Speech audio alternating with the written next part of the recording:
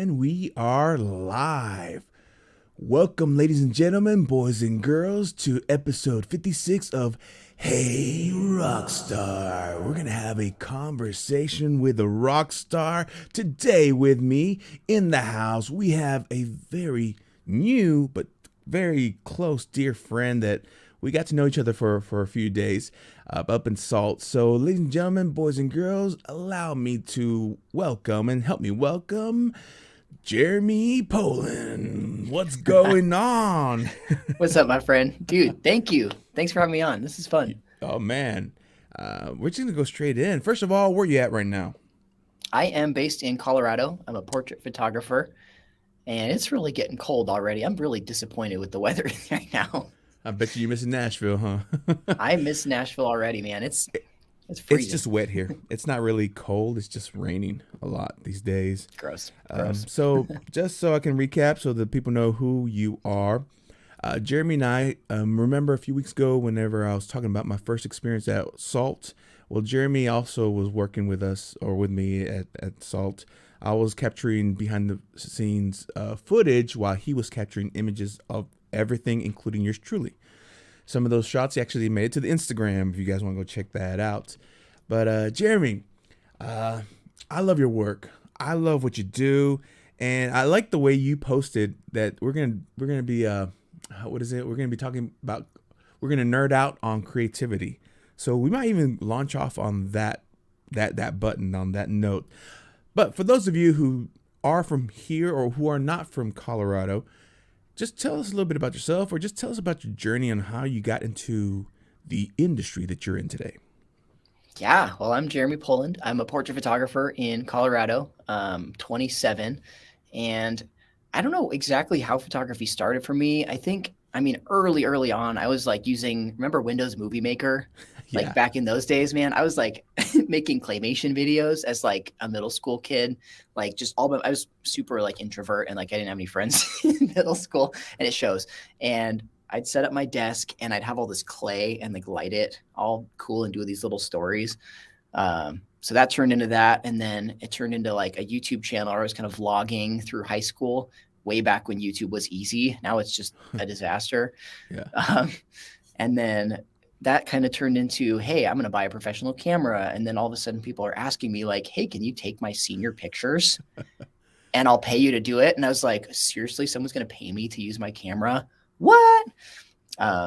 So I did. And I took tons of senior pictures for the past, I don't know, 8-10 years, somewhere in there. I kind of lost track. And that's kind of what I do. That's my niche. And then on the side, I do images for Getty and iStock. I do lots of stock photos of just weird, random stuff. Like my grandma is kind of my most popular model, but that's kind of what I do. I need to find a grandma like that can Do it. image. So, wow, you started with a lot of things. Let's first off start with claymation. That impressed me. I mean, I remember growing up, some of my favorite cartoons or some of my favorite shows growing up were a lot of claymation shows. Oh, yeah. Old shows that you probably didn't even know existed or never heard of. But I don't know. Right now, I'm thinking about that one Mark Twain one that used to play on TV all the time. I'm not sure you ever saw that one about the meteor or Halley's Comet. It was a claymation based on Mark Huh. Twain and his stories, and there Okay. was just so much randomness. I have to look it up, but maybe in the future we'll meet up again and we'll find it and rewatch it because that's what that brought up to me. But how did you even develop that concept? I mean, all right, well, let's start. Sorry, I'm trying to think of a good flow here because we're gonna try to hit up on creativity. We're gonna just nerd out on creativity. So last week, was it last week or 2 weeks ago? 2 weeks ago, I touched on the creative process. And what creative process do you have, or do you have anything that you tend to kind of lean on towards getting into that, into just in the creative mode? The creative mode. For me, I think it really comes down to staying inspired. Like if you're not consuming content, whether it's on Pinterest or Instagram or Tumblr, back when Tumblr was not creepy, like just dive in and find stuff that inspires you. And my best advice to any photographer is find what you like and copy it 100% the best you can as a way to learn. and then take that and just add your own creativity and, your own angles to stuff. And so for me, I'll look at something and like, wow, I want to duplicate that. I want to create my own version of that and just feel what that's like. And that helps me stay inspired and unique and interested, and not in the same boring routine. Did you watch my video? Please say you Is that didn't. what you said? I'm asking you, did you? Yeah, no, exactly. No. Okay, so I'm a reader, and one of the books that I have here in my small library, I have a much bigger one in my room. It's a book by an author from Austin, Texas. His name is actually Austin Kleon. He wrote a book called The Art of Stealing, or Yep. Steal Like an Artist. Sorry, Steal Like an Yes. Artist, and he based it off of the quote from Pablo Picasso, which says, "Good artists borrow, great artists steal."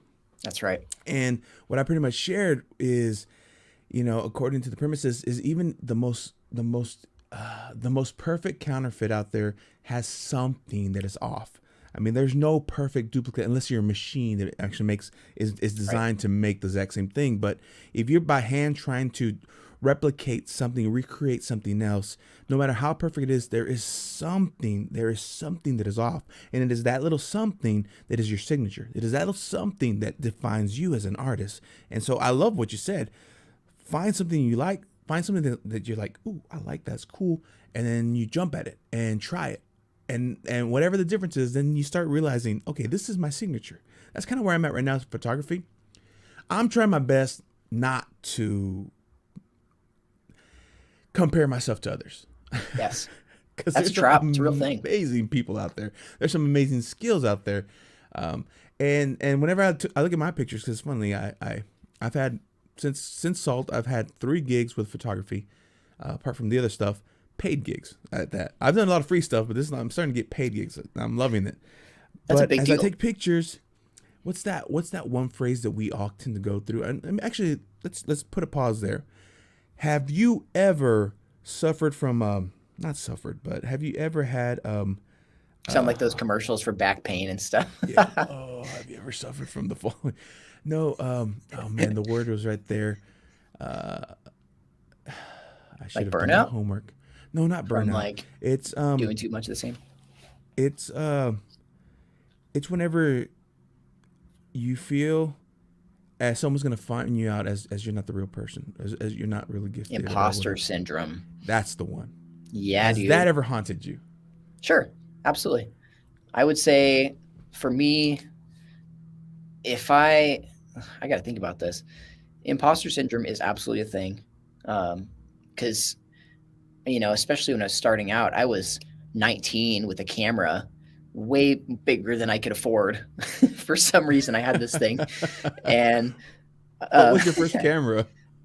I started on like a Canon Rebel, just like most every photographer does. They're like $400. It's a soccer mom camera. They're amazing. If you're starting out, they're great. Yeah. But I ended up with a 5D Mark III, like right when it came out. I just like, I'm going all in.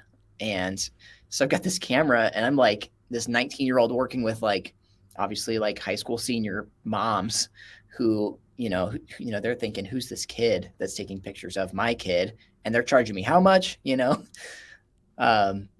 Absolutely. Yeah. It's weird. And it's still, it's a thing.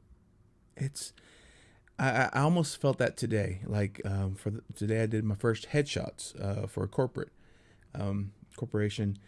and I'm like, but I told you, but I'm trying to describe myself as, or try my best to be someone who doesn't have to fix it in post, or doesn't do as much post editing. And so what I love about the Fujifilm, which I have, is they have a lot of the Fuji simulations, and using the old style of film look, and it kind of gives like this nostalgic look, and I'm liking that. But I'm starting that as a base. I'm starting to use that, and then from there I will start tweaking, and eventually I'll find out what is my signature. What is it that when people look at that picture, like, Josafat took that picture. Yeah, it almost looks like this, but yeah, that's a classic Josafat picture, or Hosa picture, and so I say that because I also get that feeling like, I don't know. if I did it right, because at the moment when I'm working, I don't take a laptop with me. I'm just using the camera. All I have is that little LCD screen, and you're comparing yourself. You look at it like it might look cool, it might not look cool, until I come back to the computer, to home, to my desktop, and I plug it in, and I go through the images like, oh wow, okay, that yes, that was good. That was my eye. My eye captured that moment, caught that thing, and that helped give me encouragement. Plus, there's nothing you need to. I've realized this, and I know I'm talking a lot because this is my show, Jeremy. Jeremy, I'm gonna talk a lot. Whatever. uh, it's what I've noticed is people with money, people with a lot of money, who want to buy stuff, don't always have that natural ability than you and I have to be creative, and they will willingly pay you for that because to them they don't know how you did that, and to us it comes natural, but we're like it was too easy or it's too natural or it's just a natural gift. But anyway, that's not where I wanted to go with this talk. That's the one thing I noticed. So Yeah. let's go back to you were talking about you And I'll started. throw into the imposter syndrome for, I Oh, mean, especially for someone like you that's just starting out and, into the headshot world. And it's weird because it's just you and you've got your camera and you've watched all these YouTube videos on how to get a good headshot and how to light a good headshot and how to edit. But then there's all these bankers coming in their suits, and suddenly this headshot pose that you want them to stand in, like about, to kick the shoulder, chin out, whatever, like that. Yeah. Yeah. Or forehead out. Yeah. Yeah. Suddenly they can't do it because they're ancient and you got to pivot.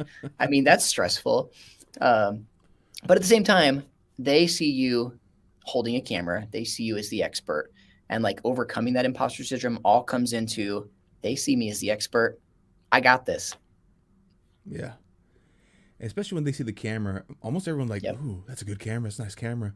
I'm like, You must take really good pictures. You must have a really nice camera. You know how often I hear that? Your camera must be really nice.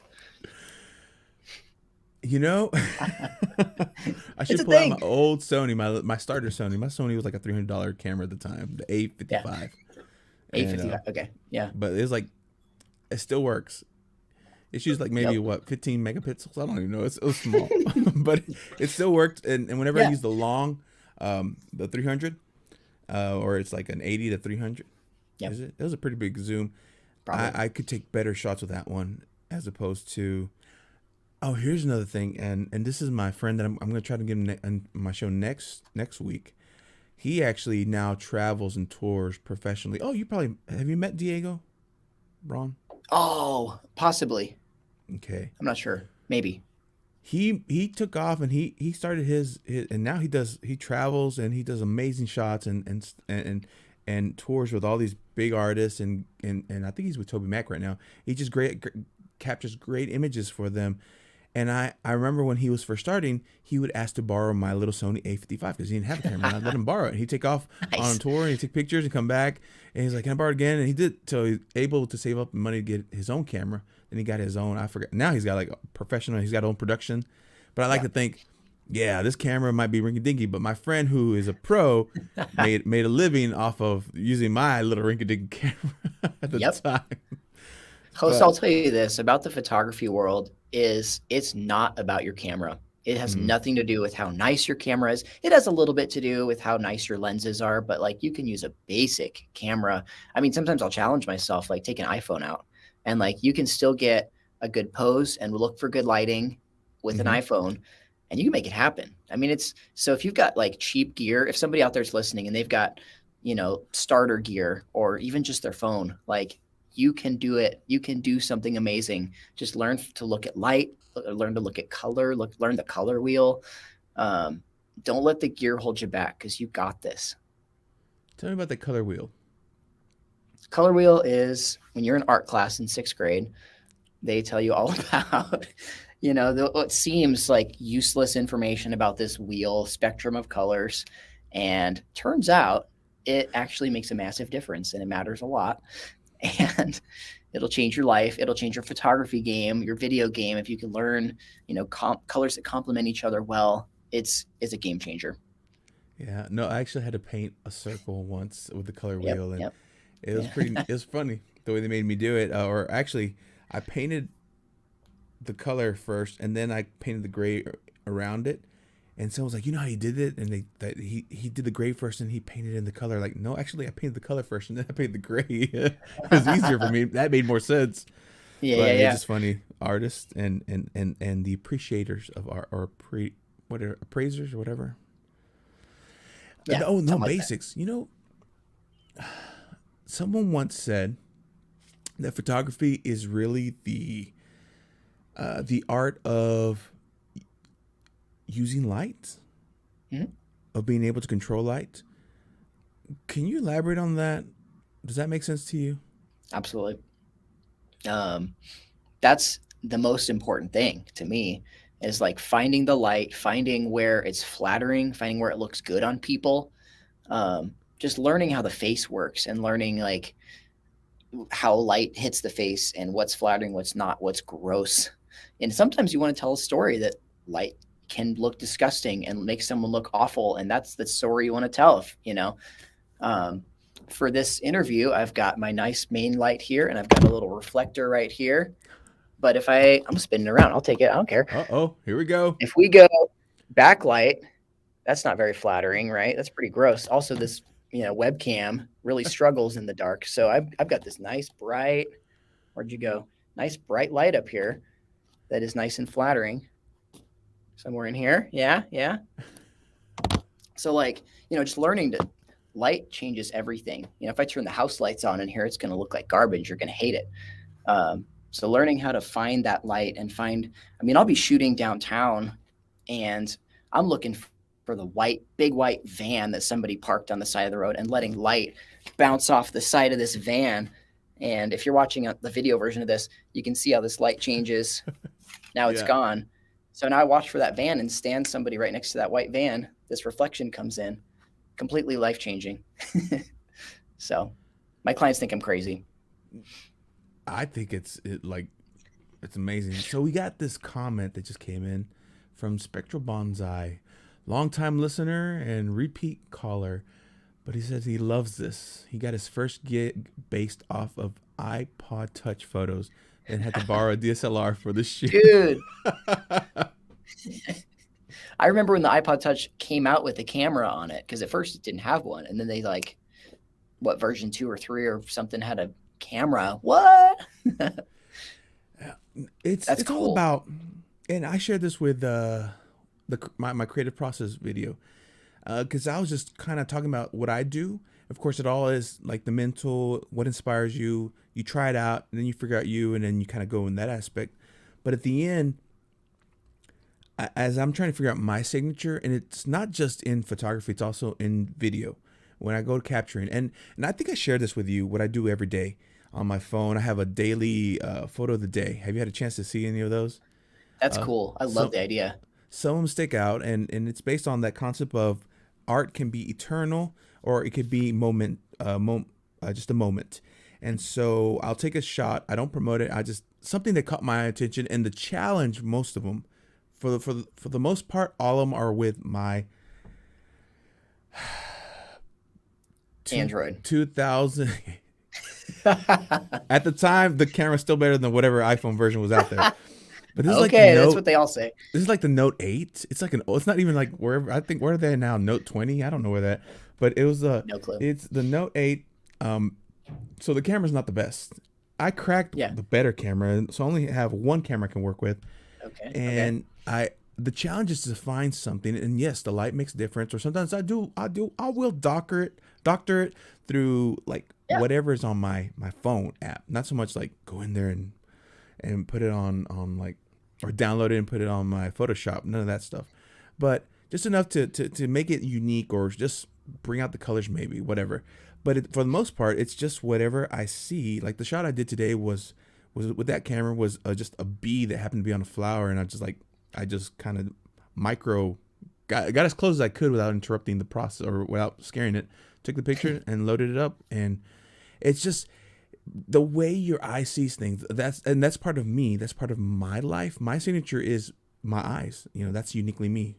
I see things differently, and there's a story to it. I almost lost my sight in middle school. You were making claymation. I almost went blind. Fun fact. That's a whole different story. I'm not going to go into those details. That's for, if you really want to know, Jeremy, you can go look at my last video or Oh, the creative process video. I got to Uh, check it out. but it was, but that gave, and it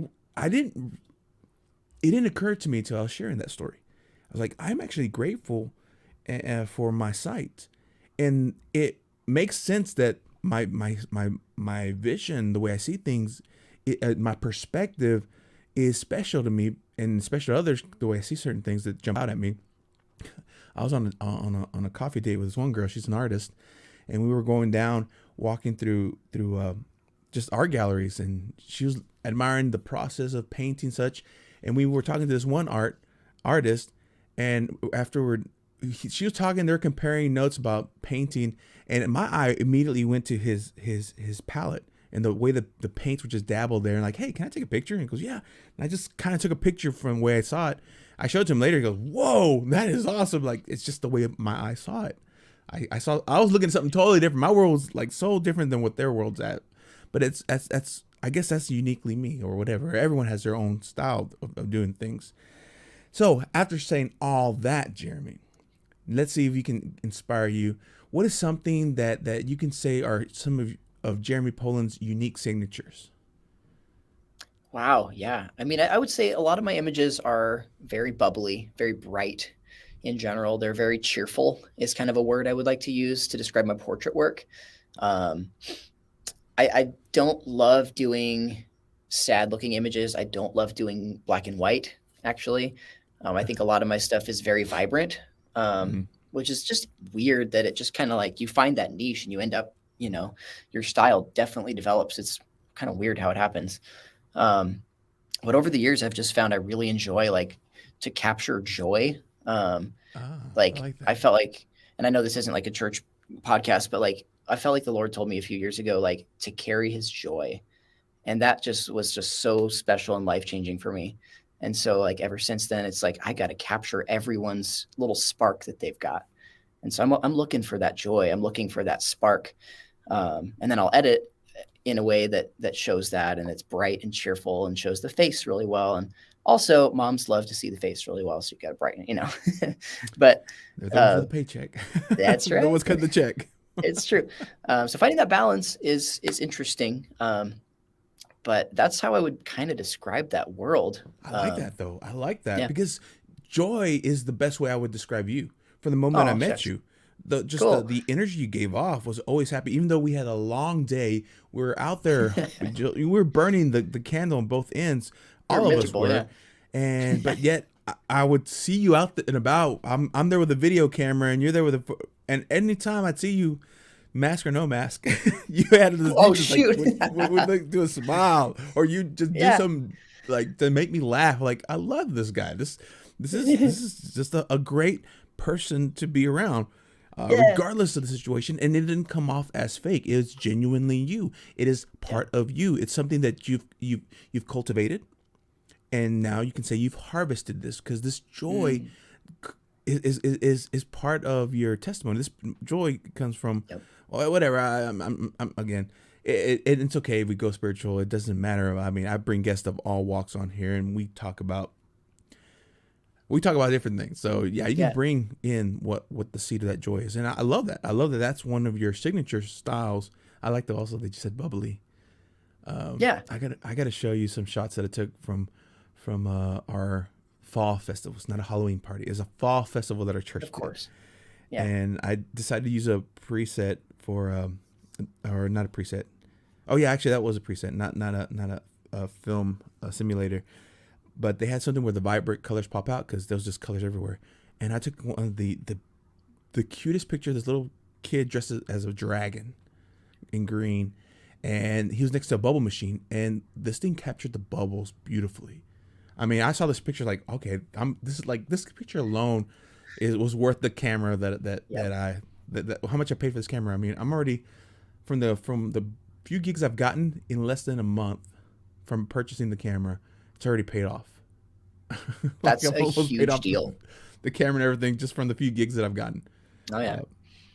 But anyway, so no, I definitely am still figuring out what what my signature move is, but yeah, when there's a lot of color, I got to go that way. Sorry, Yeah. And I want to I break love a stigma talking. too. I want to break a Bring stigma. it. There is no shame in using a preset. I mean, you download some awesome presets, tweak them if you want to. I prefer you do. But as a starting point, like just get a preset for $8 on wherever. And I mean, I do. I get, lots of different presets on the internet that I like that feel like they're my style or similar to what I want to do. And, or, similar to people that inspire me, Mm, and take those and tweak them slightly, and of course tweak them based on the image. What you can't do is just drop a preset, as drop a preset on an image and call it done, right? I mean, yeah. that'd be really awesome I because mean, I time want is to. money. I want to, um, but I know. I usually mean, what I I've wind learned up that. doing is my shots. I'm still. It's the Fujifilm is different, and I'm still some shots that I think are gonna come out good, come out a little too dark, so I still have to highlight Mhm. a little bit. Yeah, But other than that, it's not much touch ups other than just brighten it up, and then something when I brighten up, I have to add a little more contrast because I lose the color when I brighten it up too right. much. But Yep. other than that, it's there. Like the image, the photo did the job, or the camera did Mhm. the job of capturing what I wanted to capture with my eyes. And you and I were talking about this earlier, is like you're trying to capture with minimal editing and Oh keep yeah, it, and I know like for you, it's like, from what I've seen is you want to have fairly realistic, like you want your image to not be incredibly processed and spend all this time in editing, and like you want to get it right. And I think I spot on agree with that, is like get it right in camera, just nail it. That way, I mean, because time is money. That's what I've learned in 10 years of photography, is like it's a lot of fun, but if you're spending all your hours editing, and that's hours. And that's, if you're billing for those hours, awesome. But if you're not, if you're doing a flat rate for an yeah. event or for portrait session, that's just time that you're using. And so the more you can get right in camera, yeah, That's yeah. that, That's you took the words out of my mouth. That's exactly it. Um, mhm. Also, I do you have this problem, or did you have this problem? And if you did, how did you figure it out? I tend to take way too much shots. Oh, you're one of those, the rapid fire. Oh no no no no no! Well, today I did do continual but low, because whenever you're doing portrait shots, and this is a hack I learned. When someone's smiling, you might want to, if you do like maybe a 3 shot spray, whatever you want to call it, um, Burst. burst. There we go. I knew it was in there somewhere. The burst. um, you can get sometimes the little twinkle in their eye as they're making the smile. So sometimes you capture that. But no, for the most part, I have single shots. No, it's just I just I see a lot of things that jump out at me, and I'm constantly taking pictures. The first 2 clients, because I told them, hey, I'm kind of practicing here. I was fair with them. Like, I'm gonna give you the raws, but I'm also gonna give you a lot of the JPEGs that I like. And I said the way I said to him, the first one was like, I'm gonna give you the good, the bad, the blurry. He just laughed. The good, the Uh, bad, the blurry. but as a BTS, normally what they request is just the raws, and so I do. I give them the raws so they can do whatever they want with them. Um, but some of the talent, the actors who have released their images to us, I give them some of the JPEGs that just look nice, because all they want is something they can go in and load up. They don't want to doctor it any. They just want something pretty nice that they can load up and start promoting. And so that's what I love, that world, that I can use both of those. But yeah. Do you have a process in which you now say, all right, I only take this many shots to give them this much? Of course, I know with headshots, there's only so many that you give them. I went to your website and I looked at the rates that you had there. Like, how much would it cost to fly him down here to Tennessee? Dude, I'll come Go on a out and trip. fun. But no, Yes, I mean, how did you develop that discipline, if you don't mind me asking? absolutely. Again, it all came down to time is money. And I was sitting down and I dump, from like an hour long session, I would dump 600 photos and Wow. realize, Okay. man, you take more than that? No, that's good. Okay, I okay. thought I was doing 300 for the whole day, Okay, but cool. That's not bad. But I would get home and realize, shucks, I've got 2, 3 hours of editing, and I got to get this down and narrowed down. So what my process is, I try I shoot no more than about 45 minutes per location. Some of my sessions include multiple locations, because people get tired of smiling. And so I try to, even if there's still good light, still good stuff to be had, I end the night and I get home and I try and narrow that down. For high school seniors, I try to deliver no more than about 50, 60 shots, very, very max. And really, I try to get it to about 40. Because what I found is people have this analysis paralysis where when they're choosing photos and they do like an ordering session with me to purchase their prints and stuff, they see too many options. And, I'm the guide. I try to help them and save the day and help them choose the best images. But even then, it stresses them out and it leads them to purchase less if they have too many to choose from. And so I try to shoot less, edit less, because time is money when that editing comes in. And then if I've got 600 and I got to get it down to 40, that's really hard. You throw away a lot of great shots and it's very challenging. So if I really, when I'm shooting, I try and get the shot. I spend a lot of extra time like posing, making sure everything's right, making sure my settings are right before I take the shot. And that just takes practice. And then once you get that, take 2 or 3 shots of one pose and you can move on, and do the same pose somewhere else. But if you didn't get it, you didn't get it. I also found myself doing like, all right, okay, so the shot I did last week, not today. Again, it was another one when I was on set for something totally different for the set design, and I just happened to have a camera. They're like, "We need a photographer," and my friend kind of like, Jose here does photography, and like, really? So, and since the day that we were actually shooting, I was just standing by in case they needed to move furniture around, whatever. So I was getting paid to stand around. So they said, well, you know what? Why don't you take pictures and we'll pay you on top of that for the images? Like, perfect. But they wanted, because a lot of the merchandise or a lot of the furniture was donated and they needed shots of it. So I'm like, I've never done product shots. I'm like, and again, the challenge for me is to use natural light. So I'm open to the windows. I have the little rinky-dink flash built on my camera, but I never use that. It's always garbage, yeah. That's what I was told. So, I'm here having fun, trying to figure it out. And I'm getting shots of everything that was donated so that they can show it to the donors. Like, thank you for this is how it looked. This is how it was done. And so I knew that it was pretty cool. I knew that I did well when the next day I'm going through the images. And so I take shots for the clients. I call it a bingo list. I have a bingo card. Like a bingo list. These are the shots that my client wants, but I also take shots that capture my attention. Like, oh, but this caught my eye because I still had that eye. Like, oh, this is artistic. I do the product shots and then do the artsy fartsy shots, for me. And so as I'm editing, as I pull them out, I'm like, all right, this is for me. Nope, this one's for the client. This is for me. Yeah, I'm doing that rummaging, and my best friends they FaceTime me, so I put my phone and they were like, well, we want to see the pictures while you're going through them. So we're talking, they're going through the picture, and one of my best friends was looking at this little yarn ball that people use as footstools that I just happened to get down low to get the image of that with the couch that was donated. And my friend's like, these pictures make me want to buy that. Like, I guess I did my job. if you want to buy the product, then I did my job in getting the product image shot. It's a whole different world. And again, my personal challenge is to try to shoot with as natural or with as little post editing as possible. So it's just fun. It's definitely challenging myself. And there were moments where I felt like I'm imposter here. What am I doing? How did I ever get this job? But no one else was there. And so that's when I step up. I'm like, well, then I guess I'm the one who's going to do it. And so I'm going to work in excellence. It's about the mindset. I know enough. Absolutely. I've learned. I'm confident enough to know my tool and try it, attempt it. And yes. That's the beauty about digital. Right. And I don't think you'd be there if you didn't do this everyday practice of looking for stuff, practicing, training that eye, looking around, saying, oh, I love that flower, the bee. I love looking for stuff constantly. You're training your mind to like look for cool angles that are unique and different. I love that. That's beautiful. We should start a masterclass. That's right. I'm ready. Oh, man.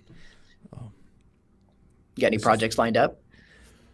No, I have a wedding this weekend. I'm flying out to San Antonio. Okay. Whoops, I shouldn't have mentioned that. Oh, actually, it doesn't matter. They don't know where. But I'll That's be right. spending some time with family, and then I come back. I have next week or the week right after that. I have it booked up, and then I'm taking the week for Thanksgiving off to go. Actually, I do have projects because when I come back from Thanksgiving, I'm already there's a commercial shoot that I'm been asked to be on the production for the following week after Thanksgiving, and that's as far as ahead as I know. So I'm booked up till the first week of December. So That's if great. anyone is offering me work, here we go. That's right. He's got openings. Got This is rare. openings. It is Bro, that's rare. No, awesome. I hear that around Christmas time is when like everyone wants to like a lot of the productions at least for film and such. It's like everyone's trying to get it done before Christmas. That's the Yes. deadline, or before the new year. They got to get it done. Then it's gonna be like a dry spell for a bit. It's We'll before the see. budget's reset, right? Like, so, That is true. it's a thing. The corporate world. Oh Yeah. man, what I want to I don't have ask too you. much. I What's that? purposely, I purposely don't have very much booked this year or this time of year, because it's cold. It's terrible. I don't want to shoot right now. Like, I just had a really crazy busy fall, and what I don't do is family pictures. I avoid family pics at all costs. It's miserable. Like, the kids are grouchy. The dad Gotcha. doesn't want to be there. Like, grandma comes in rolling on oxygen. She's just grouchy. Like, I hate it. Um, and so I refer it out. But I get tons of emails and calls this time of year. Hey, are you available on Thanksgiving Day to take pictures of my family and, my cousins and my tias? Like, everybody's in town Oh, I forgot you speak Spanish. a little That's bit. right. Jeremy And speaks Spanish. I just don't want to be a part of any of that. um, so tomorrow, though, is my first free, 100% wide open free day that I've had in a long time. And I'm really excited about it. I can't figure out, I got to go do something. I was about to say, do Um, you go and just shoot for fun these days? Not enough. I've kind of turned all my fun shoots into stuff that I do for stock. And so Mm. if I really want to go do something fun, like I've got a little RAV4 that I took up in the desert in Colorado. We've got mountains and deserts and everywhere in between. There's already snow on the ground. So I went way up in the hills and into the snow, and we mudded this thing around and got it all gross and took a bunch of pictures for Toyota. Oh yeah, I saw And some of those shots you posted. dude, it was wild. And that was probably the most fun shoot I've had in a long time. Like, senior photos, they're fun. They're all the same. And, sometimes I don't have that inspiration of like, this is something new and exciting. And I haven't done a lot of car photos. So just, almost getting my car stuck out in the snow way up on the hills outside of cell service was pretty cool. It's inspiring. So, I love that, man. That's good stuff. yeah. The more I see this for me, and it's funny because it's actually starting to be more lucrative for me, the photography. Yep. But it's something I'm good at, and it's something that I enjoy doing. But it's not something that I can say that it's my passion, my love. Sure. It's just something it's another part that I can express myself artistically, and it's something that I do. So I'm a big fan of. Have you ever read or have heard about Michael Jordan's autobiography? Not a lot. So in this book, again, reader here. In his book, Hey, he you talks nerd. about what he loves and what he's good at, and everyone assumed that he loved basketball, but it wasn't his first love. He was just really good and gifted at it. He loved it, but it wasn't his first love. But he was able to make a career, a well paid career out of playing basketball from his discipline, his practice, becoming the athlete, because his real love was always baseball. And the I stories think that I've he heard even that. Yeah. went, even tried it, and he didn't do that good, so he went back and played with the Looney Tunes, something like that, or what was that movie? Space Jam. Space Jazz. There we go. No, but apparently, though, um, they say that you need to find something that you're good at to pay the bills, so that then it frees you up. Once you have the money, then you can free up to do what you're passionate about. And what I'm Yes. passionate about is talking to people, meeting people, doing this kind of stuff, even telling a story or being on production sets, just being on film sets. So that's why I kind of want to get into the BTS scene. It doesn't pay as much, but it's a way for me to be on set again. Because when I'm there, I'm networking, I'm making connections, I'm meeting people, I'm expanding, and that's my love. My love is building my network, getting out there and seeing how I can help others with whatever ability I have. And I don't know, it's just that it's to me that's the game. And but photography has been something that I'm good at, that's been, or starting to get good at, that's starting to pay the bills more than the other stuff. Also, education for me, being a teacher, is another thing that I'm good at, helping, and that's another area that I'm being paid well to do. Not only that, but that companies pay me more for other things. So, having said that, I'm not, and you don't have to share this if you don't want to. Is photography your number one passion, or is there another thing that just like, I really love doing this? If you don't mind sharing that. Great question. I have not figured that out yet. Cool. I am 27. I have no clue what I want to do when I grow up, and I think that's okay. Yeah. No shame. You are still And adventurous. I love for that. sure. And I love it. It's a blast, especially when it's something creative and artsy and inspiring and different. I get really just filled up by stuff like that. There are times that are incredibly draining. Um, when I get, sorry if this offends somebody, but like a homeschool, like really, really introverted, um, kid that doesn't have a lot of social skills, doesn't want to be there. Like they're just, and I'm expensive. Like you saw my rates. Like mom is paying me, you know, 2 grand really to be there to take pictures of this kid that doesn't want to be there. And that's miserable. I mean, you can't get a smile, you can't get, and that's just like, it's so draining for me. I'm an introvert, but I like fake extrovert for just long enough for photo shoots and stuff like this to, You had me going. I know you never For know. salt. Um, yeah, I was pretty sleepy after that one. um, but I mean, my extrovert tank is dropping and falling so quickly when this kid doesn't match my energy. You know what I mean? Um, that is just miserable for me. So there's times when it's not fun. It pays really well. I think the profit margin's great on prints and products, which is a blast, and it's really filling for me to like start from nothing and create something amazing that then ends up on my clients' walls as like artwork that they get. It's not a sale for me. For me, it's more like I'm helping them see their kid every day after they go to college, and he's up on the wall, and they're just, I always joke like, mom's gonna stare at this thing and cry when you leave for school. um, that inspires me like crazy because it's like, I'm helping them the entire process. Yes, I'm expensive, but it's an investment in their happiness. I mean, they're going to look back and see this stuff, and it's just, that gives me joy. So there's parts that I love, parts that I don't. But who knows? I mean, I might end up getting into something else, and I have no clue what that something else is, and that's okay. Claymation's come back. Claymation, Wallace and Gromit, man, or Shaun the Sheep, right? Remember those? I do actually.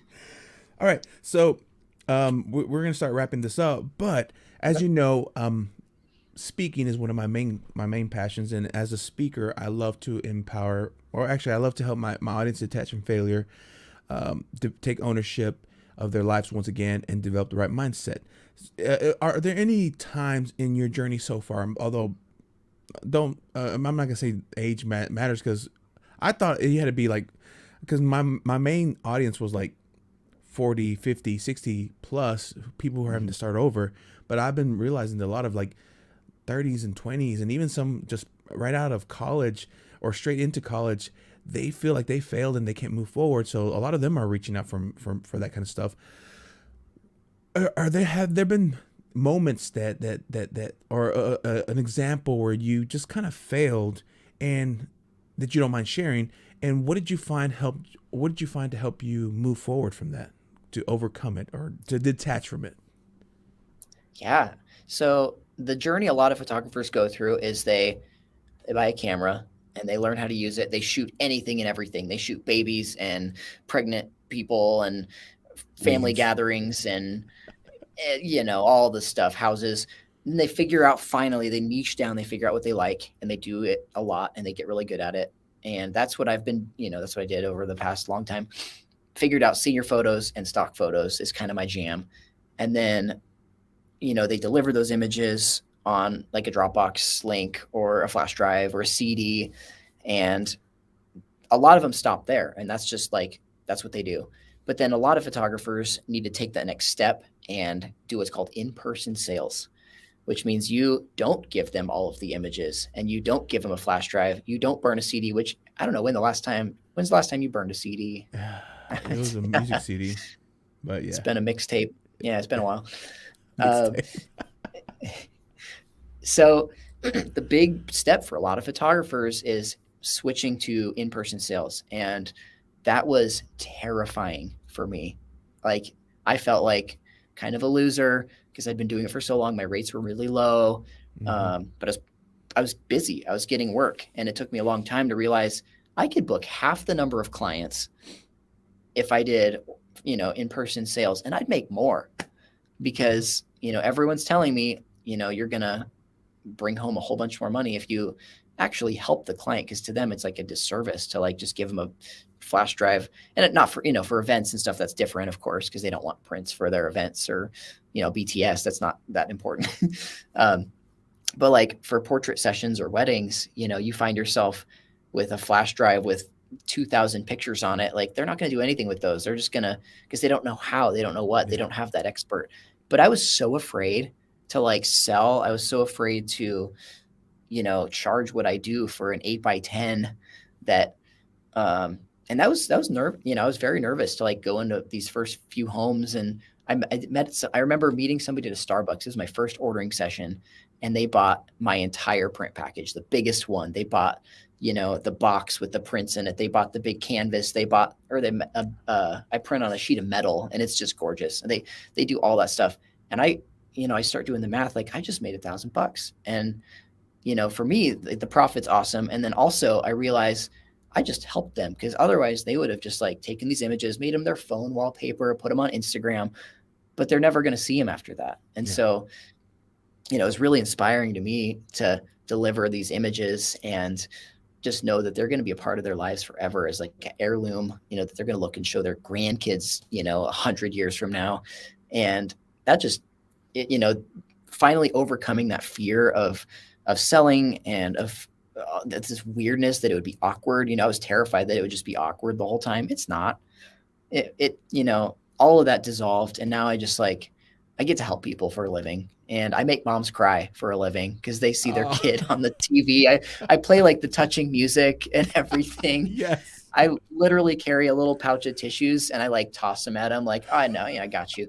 I got you. Josa, it was life-changing. And